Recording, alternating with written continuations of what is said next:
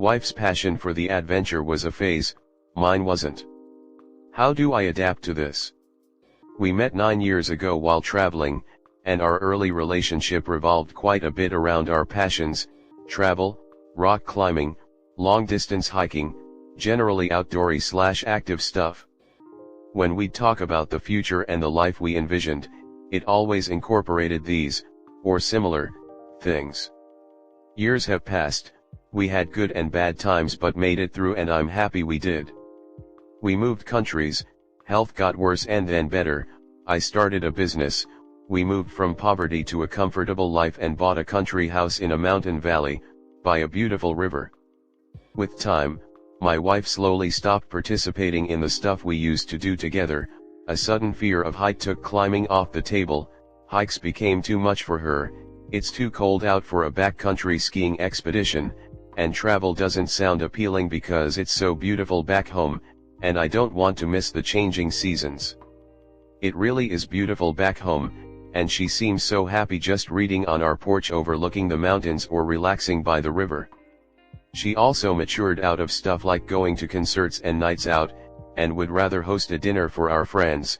She loves this new, homely life, and building our family in this setting seems like a dream to her. All of this is lovely, and I wish it was enough for me. It's not that I hate this life, but I miss the sense of adventure we used to have. Now that kids are coming into the picture, I feel like the little that we still have left will soon go off the table. These days I try to pursue this passions with friends, separately from her. I just came back from a 3-day hiking trip without her. It was great, but I definitely missed her presence there. I climb in a climbing gym, but that's very different than a long expedition in the mountains. The kind of adventures we used to go on tend to take time. Some things just aren't doable as weekend activities, and beyond that, we're used to spending most of our time together, and doing something like going traveling for a long while without her feels unthinkable to me, and would probably be even more so after we have kids. I feel like forcing her into these things isn't an option. She just wouldn't enjoy it anymore, and that would make the whole thing's pointless. When we talk about it, she feels very guilty for making me give these things up, which makes me avoid the topic. On the other hand, I'm sad to have her separate from that part of my life, if I can even keep it, and I'm scared to resent her if I do give it up. I can already feel it starting. Is this just how life goes? What would we suggest that we do? Comment. One of the happiest marriages I know are a couple where the woman loves to travel to exotic places, go skiing, music festivals all over the world. Her husband likes to stay home or go to their mountain cabin and chill out. Neither begrudges the other their preferences. It's okay to go with friends or go alone. They have been married for 45 years and are still totally in love. Perhaps channel it into different things such as camping through the national parks. Continue on these separate trips so you feel fulfilled. It doesn't sound like she wants you to stop. She just is not into them. You two can work through this together. You never age out of concerts, WTF? I mean, the bands from your teen years are still touring and it's way more affordable now. I go to way more shows and concerts as an old lady, LOL. Adventures, traveling, life doesn't end at, OMG, recheck the post 30. You guys are young. It's possible she will want to do things later. I'm no longer into surfing, but I took up paddle boating. Kids cut into international travel, but I've been places nearby that were magical to explore. And why is individual travel off the table? I would rather my husband go travel alone or with a travel bud than A, drag me where I don't wanna be, or B, divorce me. You shouldn't have to give up your dreams and resent your wife, but marriage is about compromise, so you will definitely have to compromise on something if you love your wife and want to stay married. I don't agree with everything she says by any means, but Esther Pearl is very interesting to listen to about things like this. She is a couples therapist and she talks about how monogamy sometimes leads us to put too much pressure on the one to meet all of our needs all of the time throughout many years, and how what we expect of our partners becomes frankly unreasonable sometimes without us even realizing. It's okay to have separations sometimes, You don't need to do everything together in order for both of you to feel happy and fulfilled. Our individual interests and priorities change over time, and that's okay. It doesn't mean you aren't compatible or that she may have been faking enjoyment or anything like what people often jump to. Change is natural. It could be a phase for her, or not, but you probably need to work together to find new ways to share joy as a couple while also working to find joy in your own interests alone or with other people. I'm not suggesting cheating, to be clear, just making and celebrating friendships with people who like to do the same things you do. Maybe some of them even like dinner parties, too. Next story 2. My GF wants to get married. Am I crazy for being so anxious? In December last year, I met my GF online. She is from South Africa, I'm from Australia. We spent the holidays talking and fell for each other. I decided to fly to her to see if this is a relationship worth pursuing. I rented an Airbnb. She went back to her apartment to get some clothes and go see a doctor as she was sick. She was away the whole day. That night when she got back, I had a weird feeling and snooped through her phone whilst she was in the shower. I found out that she was still in a relationship with someone I had been told was an abusive ex. Upon confronting her, she told me she still's relying on him and wasn't actually dating him. It was obvious that they were, but for some reason I believed it.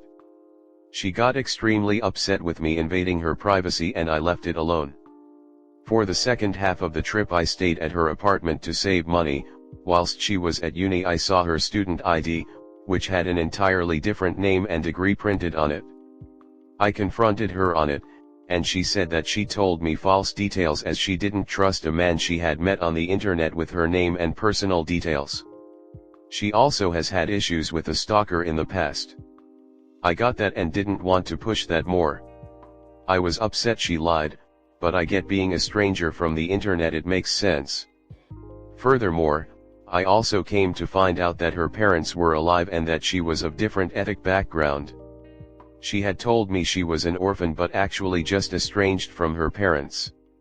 I decided not to tell her that I knew this and just play out the last week of me being there as I had nowhere to go. Upon getting home, I told her I can't be in a relationship with someone I can't trust. She admits to everything and asks me to give her a chance. I say okay, but no more lies, or I'm done.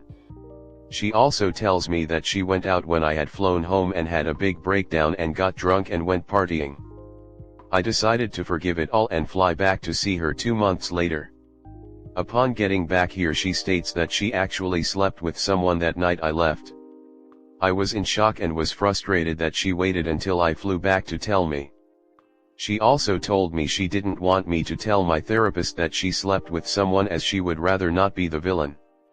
I had decided to forgive her for everything from the day she confessed. I guess that was a part of it. The issue is, she wants me to come support her for a year whilst she completes her community service, and we will need to get married for me to stay. Ever since she confessed, things have been good. I said I will forgive, but now that I'm going to have to put my career and life on hold and get married, I'm just so anxious. I do enjoy my time with her, but I can't shake this bad feeling. She wants me to propose before I go back to AUS. Is it okay to be this anxious? Or do I need to just move past this? Comment. Are you actually stupid? Pay attention to all the red flags she has been waving the entire time you've known her. She looks at you and only sees a gullible doormat. It is entirely reasonable to be anxious. Your gut instincts are telling you there are huge waving red flags to pay attention to here and that you shouldn't get married. Listen to your gut. This woman just wants a wallet, and has already lied to you multiple times to get what she wants from you.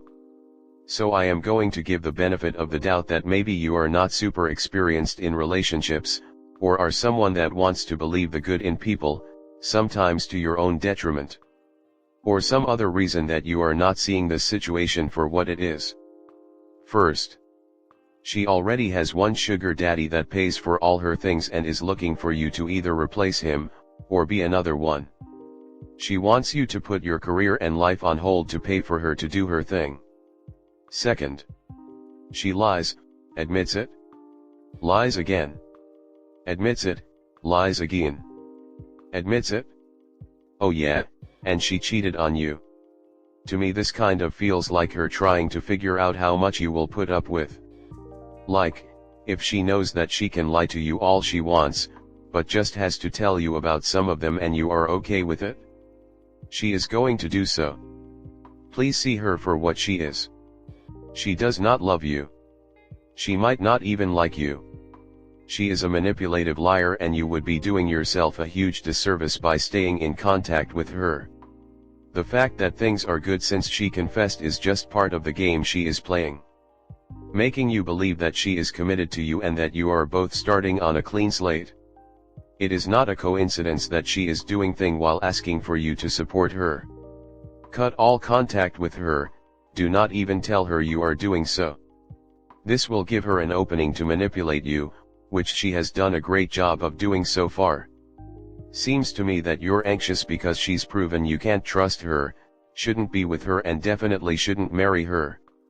The question shouldn't be whether or not you should be anxious, it should be why are you going through with marriage or commitment at all to this person who appears to be using you.